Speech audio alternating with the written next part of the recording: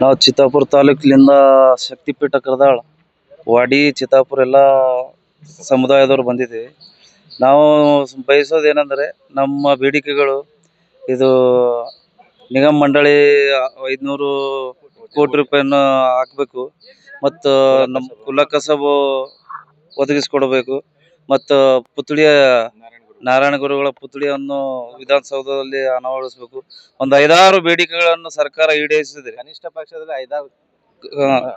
ಕನಿಷ್ಠ ಪಕ್ಷ 5-6 ಸರ್ಕಾರ ಈಡೇರಿಸಿದ್ರೆ ನಮ್ಮ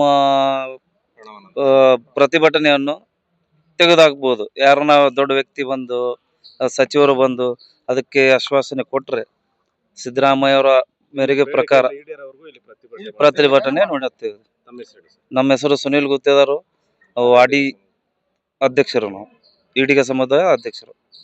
ಸರ್, ಇವತ್ತಿನ ದಿವಸ ಇಡೀ ಕರ್ನಾಟಕ ನಮ್ಮ ಆರ್ಯಡಿಗ ಸಮಾಜ ನಮ್ಮ ಗುರುಗಳಾದ ಪ್ರಣವಾನಂದ ಸ್ವಾಮೀಜಿ ಅವರು 700 ಕಿಲೋಮೀಟರ್ ಪಾದಯಾತ್ರೆ ಮೂಲಕ ಬಂದಿದ್ದಾರೆ. ನಮ್ಗೆ ಅದು ಬಹಳ ಕಷ್ಟ ಅಂದ್ರೆ ಬಹಳ ಕಷ್ಟ ಅನಿಸಿದೆ. ನಮಗೆ ಇಷ್ಟೊಂದು ಸರ್ಕಾರ ನಮಗೆ ಇಷ್ಟು ಕೀಳಾಗಿ ನೋಡ್ತದೆ. ನಮ್ಗೆ ಒಂದು ಕಷ್ಟ ಏನು ಕೇಳಲಾಗ್ಯಾರ. ಹಾಗಾಗಿ ನಾವು ಭಾಳ ರೊಚ್ಚಿಗೆ ಎದ್ದು ಇವತ್ತು ಇಲ್ಲಿ ಕೂತಿದ್ದೀವಿ. ನಮ್ಮ ಬೇಡಿಕೆಗಳು ಈಡೇರಬೇಕು. ಈಡೇರಲಿಲ್ಲ ಅಂತಂದ್ರೆ ನಾವು ಇಲ್ಲಿಂದ ಹೋಗೋದಿಲ್ಲ. ಸರ್ ಹೇಳಿ, ಪ್ರಿಯಾಂಕ್ ಖರ್ಗೆ ಅವರು ಇದ್ದಾರೆ, ಮಲ್ಲಿಕಾರ್ಜುನ್ ಖರ್ಗೆ ಅವರು ಇದ್ದಾರೆ, ಅವ್ರಿಗೇನಾದ್ರು ವಿಷಯ ತಿಳಿಸಿದ್ದೀರಾ? ಅವ್ರಿಗೆ ವಿಷಯ ತಿಳಿಸಿದ್ದೀವಿ. ಮ್ಯಾಗ ಸಿದ್ದರಾಮಯ್ಯ ಅವ್ರಿಗೆ ತಿಳಿಸಿದ್ದಾರೆ. ಈಗ ಹೈಕಮಾಂಡ್ದವ್ರು ಅವ್ರು ಇದ್ದಾರೆ, ಅವ್ರು ತೀರ್ಮಾನ ತಗೋಬೇಕಲ್ವಾ. ಈಗ ಅವರು ಸಿದ್ದರಾಮಯ್ಯ CM ಸಾಹೇಬರು ಅವ್ರ ತೀರ್ಮಾನ ಏನ್ ತಗೋತಾರೆ ಅವ್ರ ಕೈಗೆ ಒಂದ್ 2-3 ಸಲ ಕೊಟ್ಟಿದ್ದೀವಿ. ಹೇಳ್ತೀನಿ CM ಸಾಹೇಬ್ರಿಗೆ ಹೇಳ್ತೀನಿ, ಕನ್ವಿನ್ಸ್ ಮಾಡ್ತೀವಿ, ಭೇಟಿ ಮಾಡ್ತೀವಿ.